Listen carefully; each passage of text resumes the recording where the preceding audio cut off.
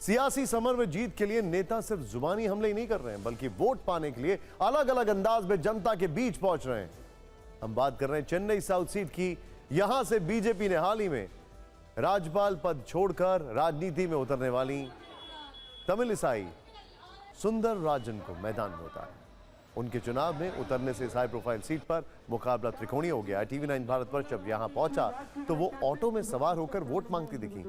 एक राज्यपाल के उम्मीदवार बनने की कहानी क्या है, ये रिपोर्ट आपको जरूर देखनी चाहिए।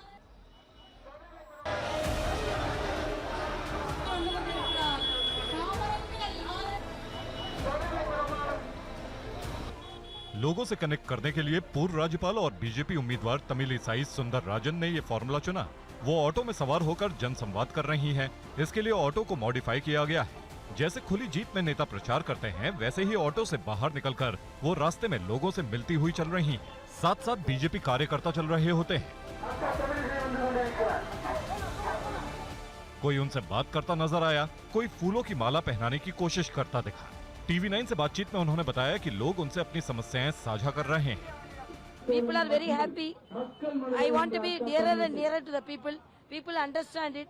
People are supporting. जनता से मिलने के अलावा वो मंदिर जाकर भगवान का आशीर्वाद लेना भी नहीं भूलती। पेशे से डॉक्टर रही तमिलिसाई सुंदरराजन ने हमें यहाँ की कई समस्याएं गिनी। By profession, you are a doctor, so you know what is the remedy of the people of. Yes. Chennai is in a very pathetic situation, in a diseased condition. Tamilisai का राजनीति से पुराना नाता है। उनके पिता और चाचा दोनों कांग्रेस के नेता रहे हैं, जबकि आज वो बीजेपी उम्मीदवार के तौर पर चुनाव में ताल ठोक रही हैं। साउथ चेन्नई सीट पर तमिलिसाई सुंदरराजन का मुकाबला डीएमके की मौजूदा सांसद टी सुमिति और AIADMK के जे जयवर्धन से है।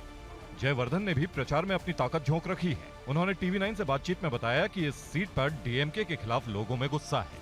Price rise is there, and then EV tax is increased, as well as sewage and metro water tax is increased, and property tax is increased. People are very angry at this DMK government. Chennai south seat पर पहले चरण में 19 अप्रैल को voting होगी। यह seat अपने आप में दिलचस्प इसलिए भी है क्योंकि यहाँ की राजनीतिक पृष्ठभूमि कुछ ऐसी है जिसमें अब तक DMK या फिर AIADMK का कब्जा रहा है, लेकिन भारतीय जनता पार्टी ने एक महिला और पूर्व राज्यपाल को टिकट देकर एक नई राजनीतिक शुरुआत की है। अब इस बिसात पर भारतीय जनता पार्टी जीत पाती है कि नहीं, यह देखना दिलचस्प होगा। चेन्नई में लोकसभा की कुल 3 सीटें हैं, जिनमें एक साउथ चेन्नई की। राजनीतिक तौर पर यह क्षेत्र DMK का गढ़ रहा है।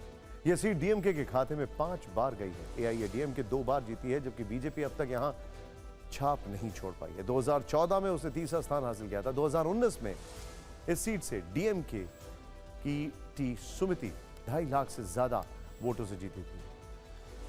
2014 में यहां से AIADMK के जे जयवर्धन जीते थे। चुनाव आयोग के मुताबिक दक्षिण चेन्नई में कुल 19,36,000 मतदाता हैं, जिनमें से 9,61,000 पुरुष और 9,73,000 महिलाएं, यानी पुरुष से ज्यादा महिला मतदाता हैं। और बीजेपी के साथ DMK दोनों ने महिला उम्मीदवारों पर दांव खेला। हमने साउथ चेन्नई में सिर्फ नेताओं से बात नहीं की, बल्कि जनता का मूड भी भांपने की कोशिश की। उन्होंने क्या कहा, आइए देखते हैं। मेरा इंडस्ट्री के लिए मोदी जी ने मुझे लोन दिया है। मैं सब लोगों का थोड़ा रूरल में कुछ काम करने के लिए लोगों को जॉब दिया है। तो इसकी वजह से मोदी का गारंटी तो बहुत कुछ है। Modi is a world